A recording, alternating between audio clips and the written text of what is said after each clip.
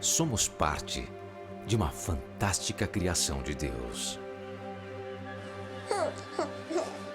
E da mesma forma que a natureza se movimenta entre um dia de sol e as tempestades, do mar calmo ao revolto, assim também é a nossa vida. Vivemos pressões e acontecimentos que fogem do nosso controle e geram diariamente uma grande tensão. Mas como enfrentar e superar essas tribulações? Fé no que Deus diz é a resposta. Meus irmãos, considerem motivo de grande alegria o fato de passarem por diversas provações, pois vocês sabem que a prova da sua fé produz perseverança. Fé e Tensões é a nova série da IB Morumbi que irá nos mostrar a tensão entre passar por provações, enfrentando-as na perspectiva divina, e a fé para viver desta forma e não cair na tentação de desistir de confiar em Deus e buscar em Jesus a sabedoria para lidar com as tentações e o vigor para atravessá-las. Em um mundo cada vez mais tenso e longe de Deus, encontramos em Jesus e na fé em sua palavra o caminho do abrandamento. Por isso, Fé e Tensões será um enriquecimento para a nossa vida de seguidores em Jesus.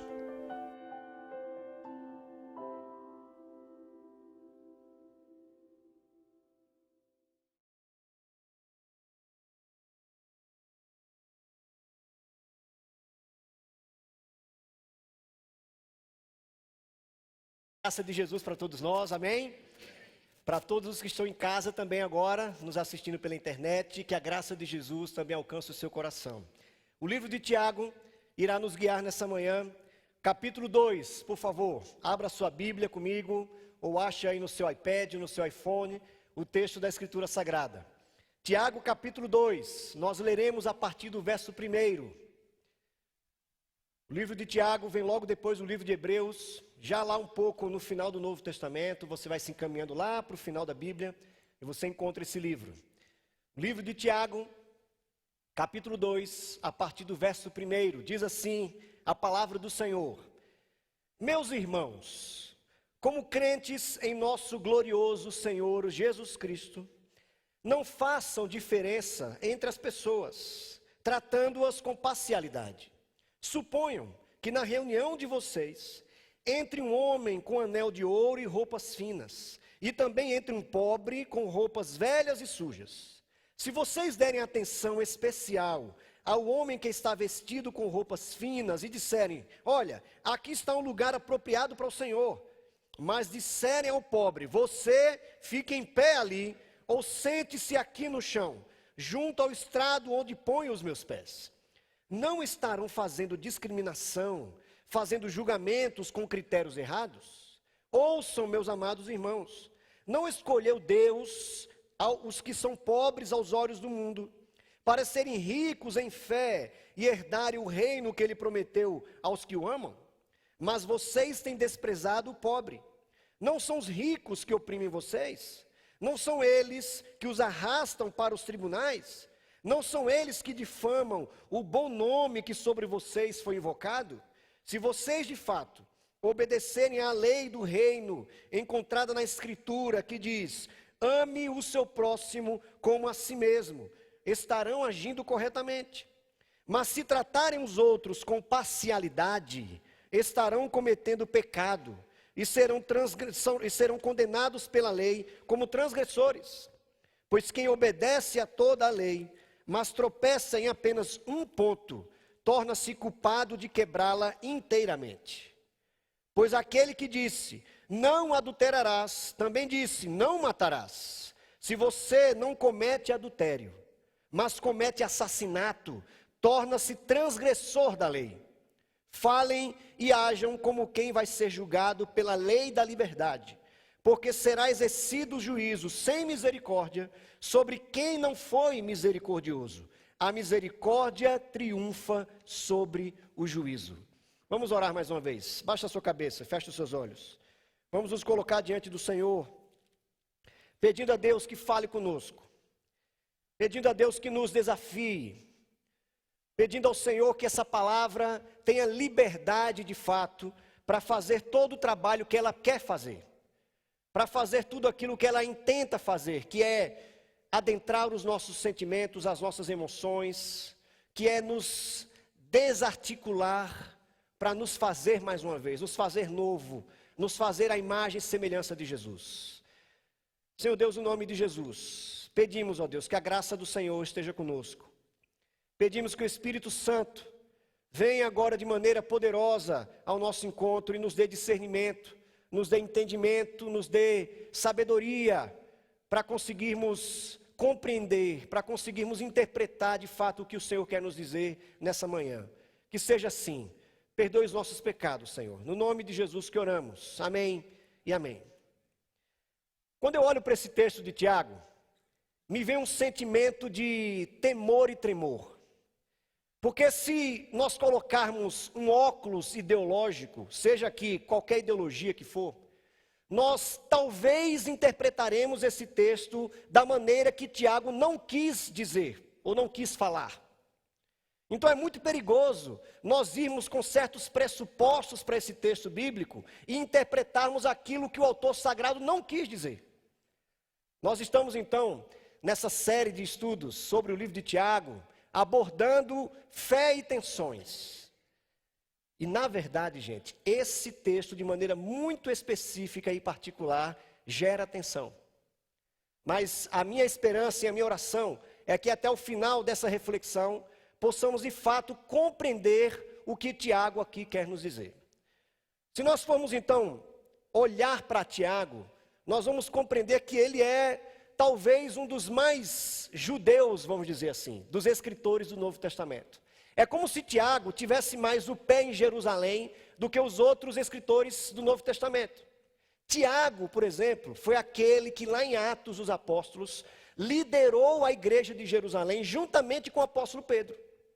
Atos capítulo 15 nos diz que no primeiro concílio da cristandade, da história da igreja, quem liderou aquela reunião foi o próprio Tiago.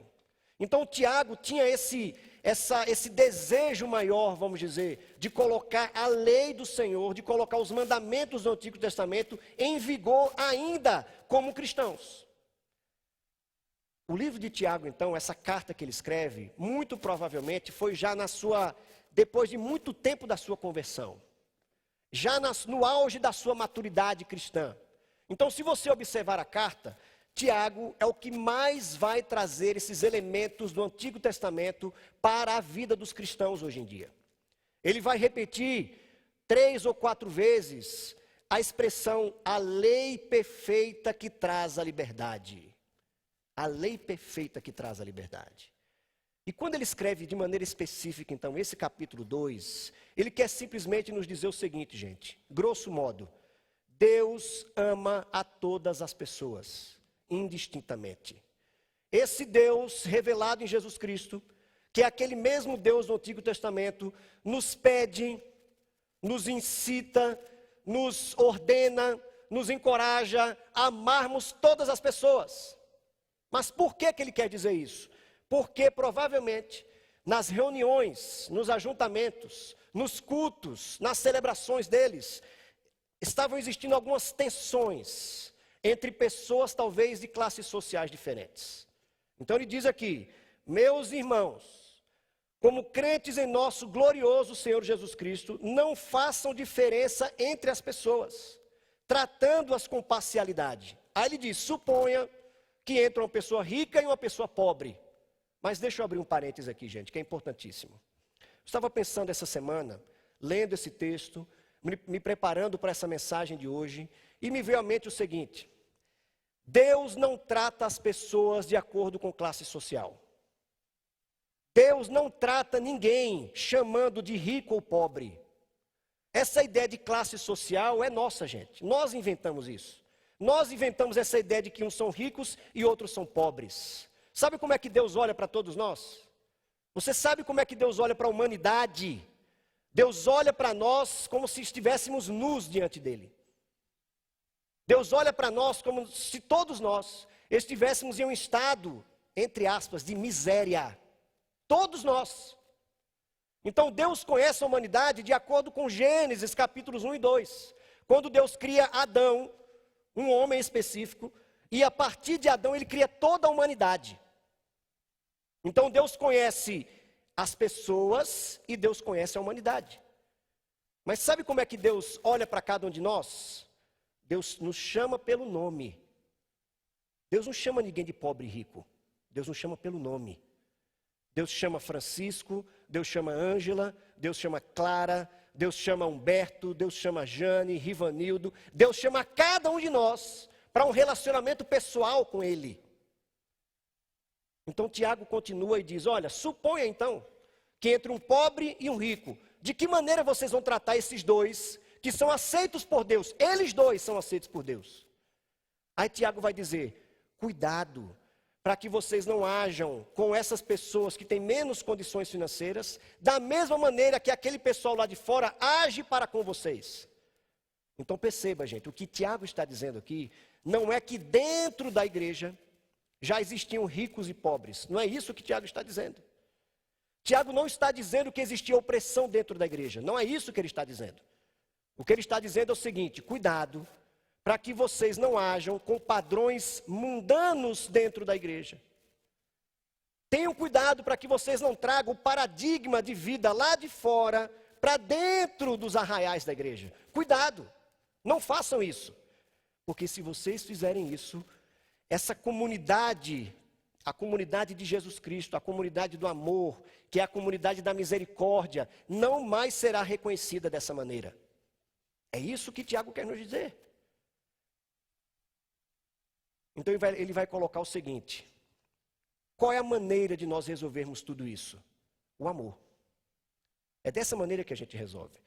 É por isso que ele coloca aqui, no versículo 8, se vocês de fato obedecerem à lei do reino, encontrada na escritura que diz, ame o seu próximo como a si mesmo, estarão agindo corretamente.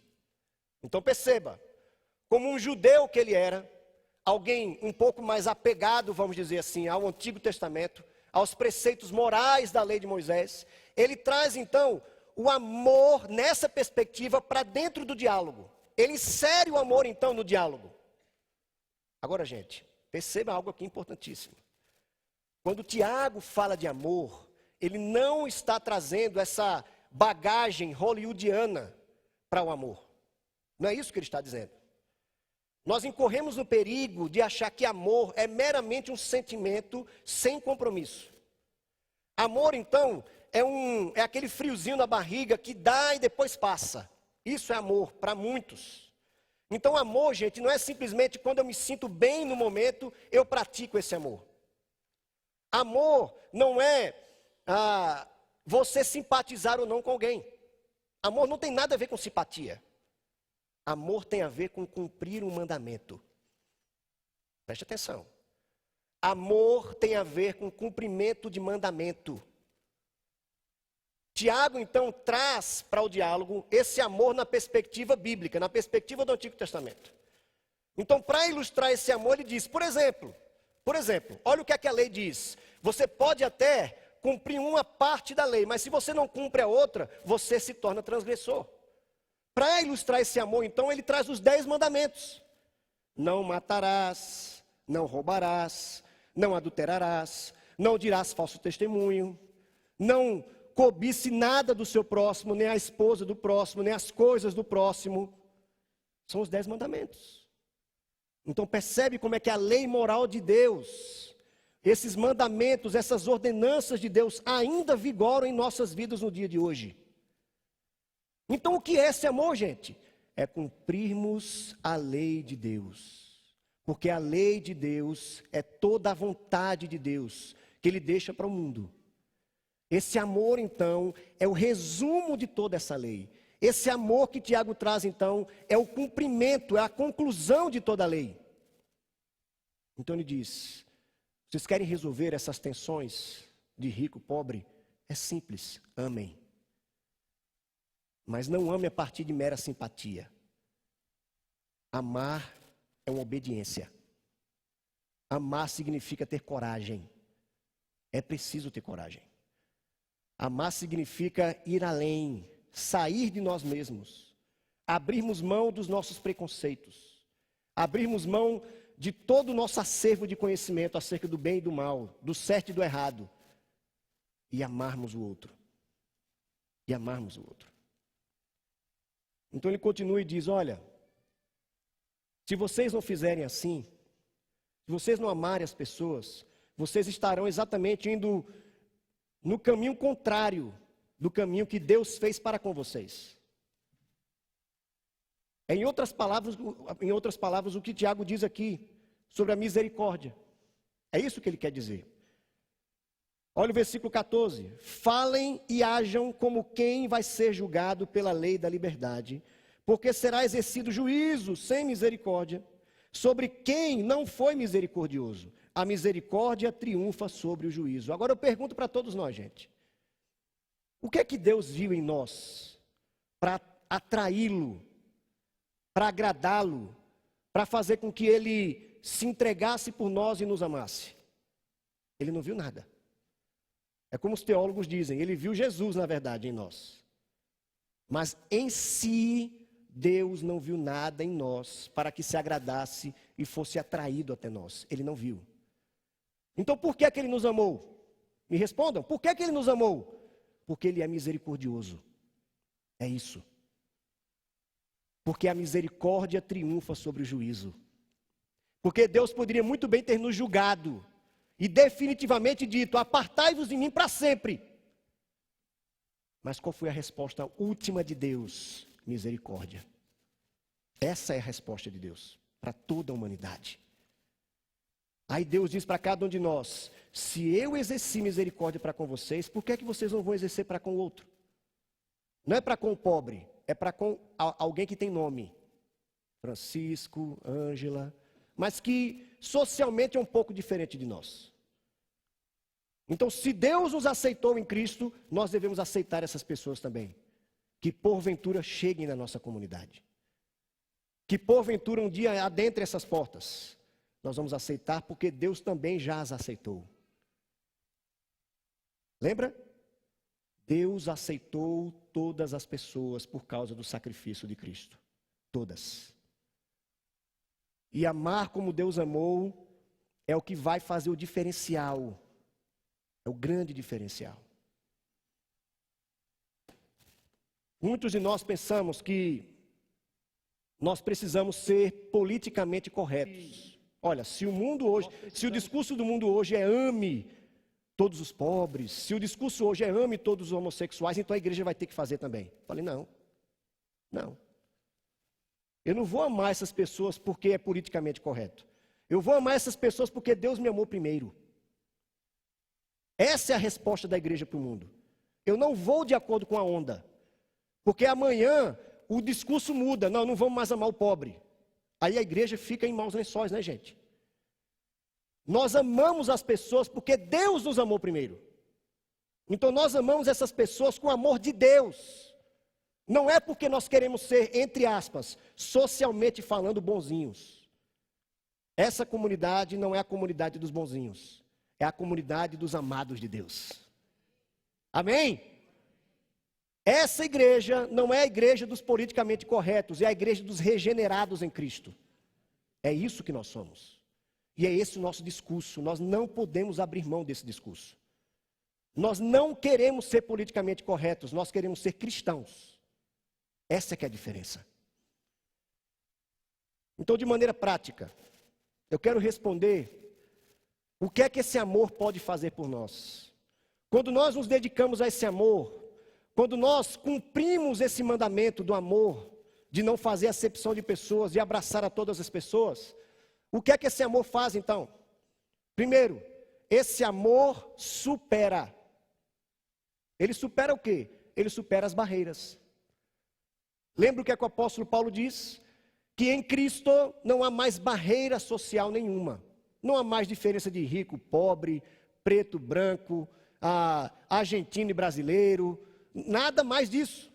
Não existe mais barreiras, porque o muro de separação foi derrubado por causa do amor de Deus em Cristo Jesus. E se nós somos então os veículos desse amor de Deus, nós superamos também as barreiras sociais. Então o amor nos ajuda a superar essas barreiras que nós mesmos construímos. Fomos nós que construímos. Fomos nós que demos nomes às pessoas, dizendo se elas são dignas ou não, se elas são ricas ou pobres, negras ou brancas. Fomos nós quem fizemos isso. Mas esse amor de Deus nos ajuda a superar as barreiras. Em segundo lugar, esse amor também nos aproxima. E talvez esse seja o grande desafio, de nos aproximar dessas pessoas, das pessoas que nós julgamos serem diferentes de nós.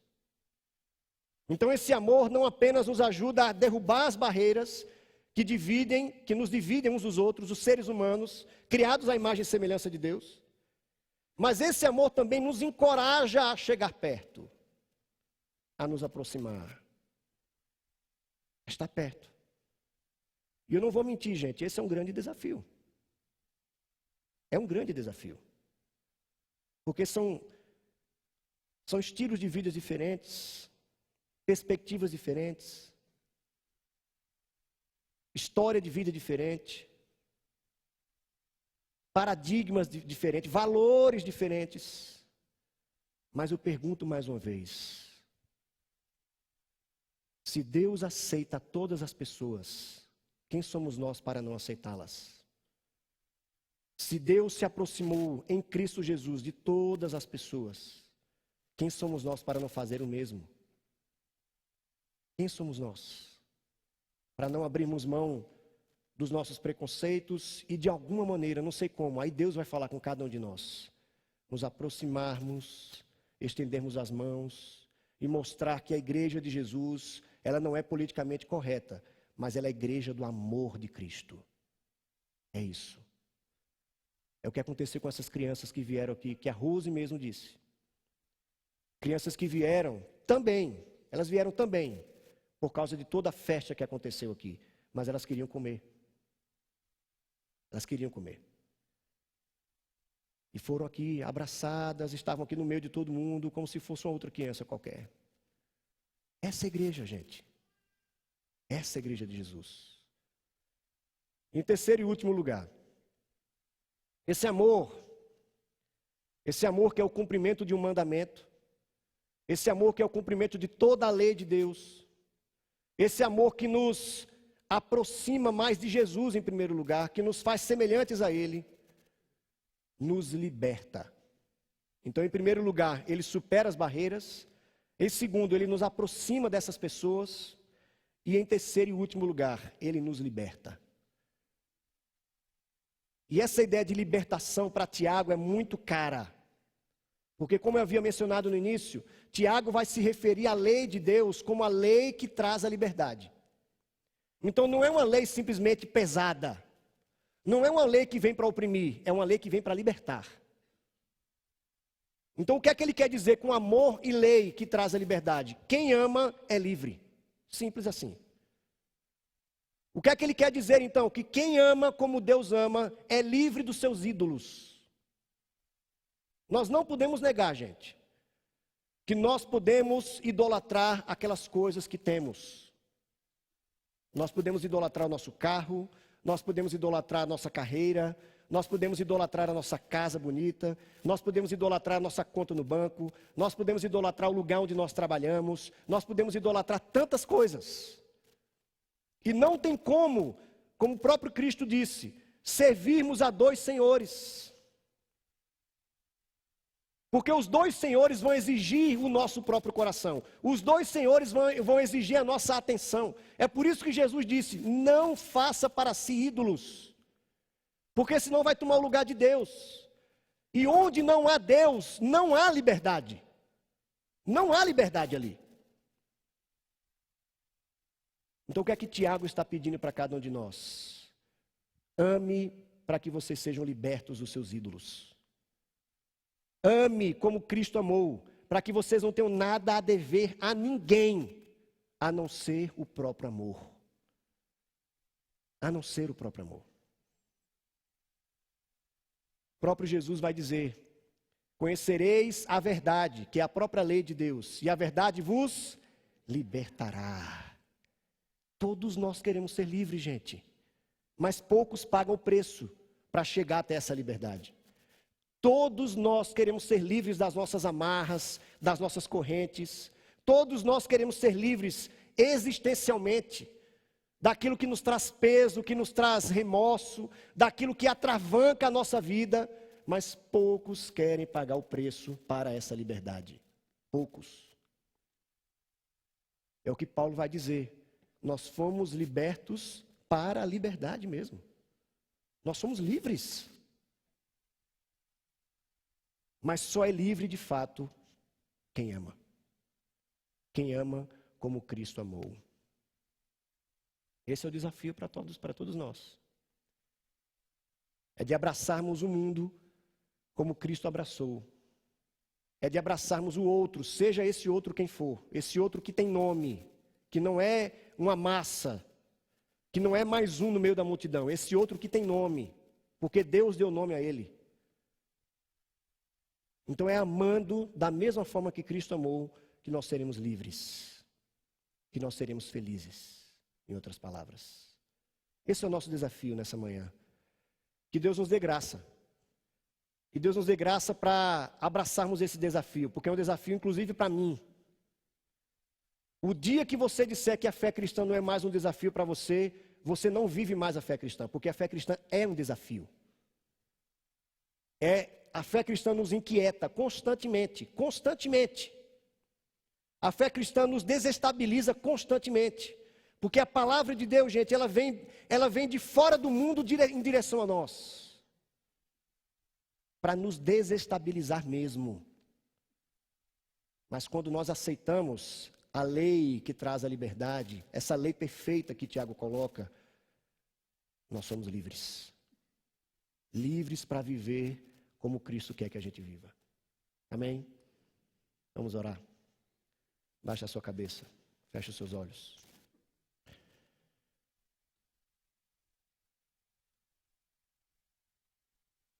Tenha esse tempo de oração com o Senhor agora. Pedindo ao Senhor que dê coragem a você para amar. Pedindo ao Senhor que dê coragem a você para fazer aquilo que Cristo pediu de nós. Ame o seu próximo como a si mesmo, porque dessa maneira você cumprirá a lei. Você cumprirá os mandamentos. Porque dessa maneira você será livre, será liberto dos seus ídolos, daquilo que trava a sua vida. Peça a Deus coragem, peça a Deus graça. Senhor Deus, no nome de Jesus, nós não queremos ser a comunidade dos politicamente corretos, Senhor. Nós não queremos. Nós não queremos ser a comunidade do discurso palatável. Nós não queremos ser uma igreja onde simplesmente o discurso político é agradável. Nós não fomos chamados para isso. Nós somos chamados para revelar um amor imensurável para o mundo. Nós somos chamados para revelar um amor de alguém que nos amou primeiro, que pagou um preço por nós, altíssimo na cruz do Calvário. E nós estamos aqui como igreja reunidos para proclamarmos, para dizermos isso aos quatro cantos do mundo. Nós amamos porque alguém nos amou primeiro. E esse alguém é o Senhor Jesus. Nós queremos ser simplesmente a comunidade de Jesus. A comunidade daqueles que se entendem resgatados, regenerados, justificados. É assim que nós queremos nos enxergar, Senhor. Tenha misericórdia de nós. Nos ajude a irmos além dos nossos preconceitos, a irmos além dos nossos padrões e valores, Senhor. E abraçarmos todas as pessoas, porque é assim que o Senhor faz. O Senhor teve misericórdia delas também, da mesma forma que teve de nós. Nós oramos assim, no nome de Jesus. Amém e amém. Amém. Talvez uma das melhores maneiras de nós ilustrarmos esse amor de Deus seja exatamente com a ceia do Senhor. Esse momento da mesa, onde Jesus chama a todos nós para experimentarmos e comprovarmos o seu amor. Eu quero convidar aqui as pessoas que vão nos ajudar, por favor, a subirem aqui.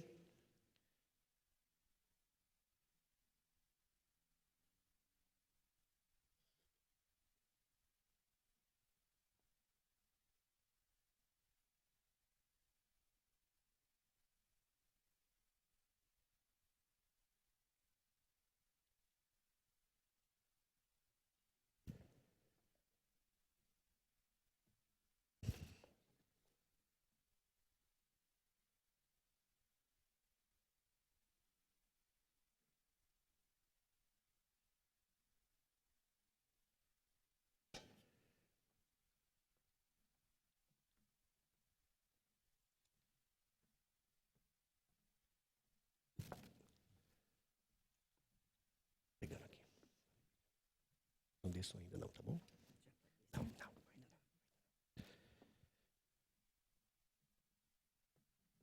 Não, pega dois. Ainda não. Não desço ainda, um momento.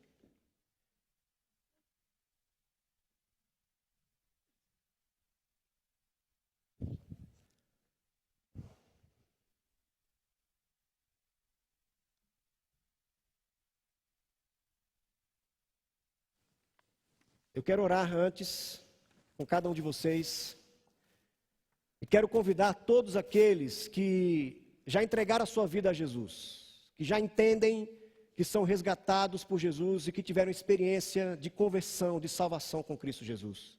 Se você já tem essa experiência, se você já se encontra nesse estágio da vida, você é convidado para fazer parte da mesa também. Mas eu quero orar antes de nós distribuirmos, para colocarmos o nosso coração de fato diante do Senhor. Vamos fazer isso. Senhor Deus, no nome de Jesus, nós consagramos esse momento ao Senhor, nós entregamos esse momento de celebração da ceia, que talvez seja um dos maiores marcos da fé cristã, Senhor. É dessa maneira que compreendemos de fato, concretamente, o que Jesus fez por nós, a maneira como o Senhor teve misericórdia de nós e nos amou em Cristo Jesus, Senhor. Então pedimos que o Senhor lave o nosso coração, limpe a nossa consciência para o que vamos fazer agora nesse momento. No nome de Jesus que oramos. Amém e amém. A palavra do Senhor nos diz que na noite em que Cristo, Jesus, seria traído, Ele tomou a ceia, como era costume, desde a época dos judeus, mas Jesus trouxe uma nova perspectiva acerca da ceia do Senhor. Então Ele, reunido ali, proclamou o que de fato aconteceria com Ele horas depois. Ele sofreria, Ele morreria por nós, para demonstrar exatamente essa misericórdia que nós acabamos de falar. Esse amor arrebatador, avassalador. Esse amor que não tem nada a ver com ideologia, com partido político. Esse amor que tem a ver com o que Deus fez por nós. E é isso que vamos fazer pelos outros também. Vamos amar. Vamos amar porque cumprimos um mandamento. O mandamento de ame ao próximo como a si mesmo. Então nós vamos comer o pão agora, na perspectiva do que Cristo fez por nós e do que nós vamos fazer pelas outras pessoas. Vamos comer juntos.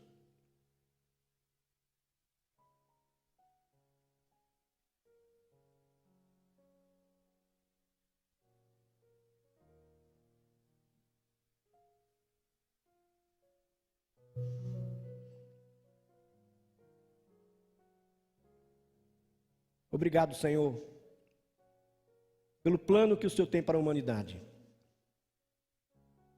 Obrigado por esse amor que nos toca de maneira tão profunda.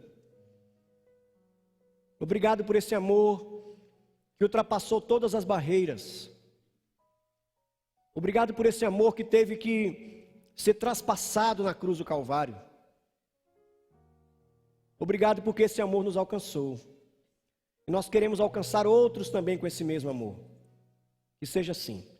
Obrigado. No nome de Jesus. Amém e amém.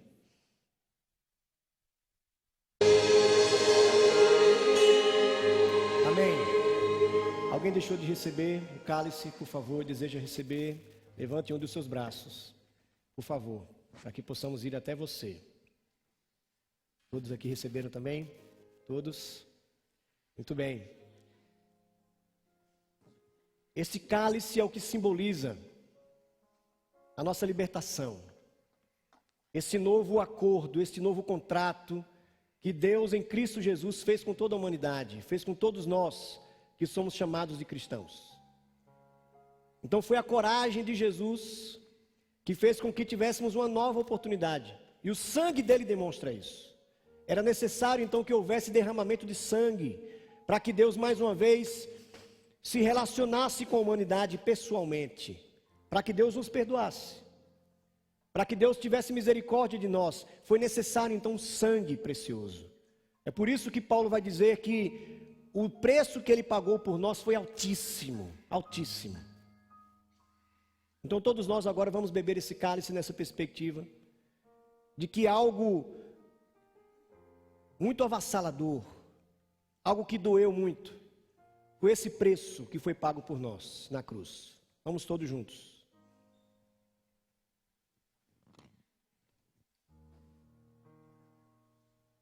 Senhor Deus, no nome de Jesus, mais uma vez agradecemos. Louvamos o teu nome, pelo sangue de Jesus, que é a resposta que o Senhor dá ao mundo, de que o Senhor não se esqueceu de nós, de que o Senhor continua tendo misericórdia de nós e nos amando, com esse amor tremendo, esse amor que nos envergonha também, esse amor avassalador. Obrigado. Oramos assim no nome de Jesus. Amém e amém. Nós agradecemos ao poder do Espírito Santo do Senhor que se move em nós, que é Ele que nos capacita a amar, a cumprir a lei do Senhor, a cumprir o resultado, a conclusão de toda a lei, que é amar o nosso próximo como a nós mesmos, Senhor. Nos ajude, que essa seja a nossa bandeira maior, no nome de Jesus, e que o amor de Deus, o nosso Pai, a graça salvadora de Jesus, e as consolações, e o poder, e a amizade do Espírito Santo, estejam conosco, hoje e para sempre. Amém e amém. Uma boa semana para você em nome de Jesus. Um beijo no coração. Amém.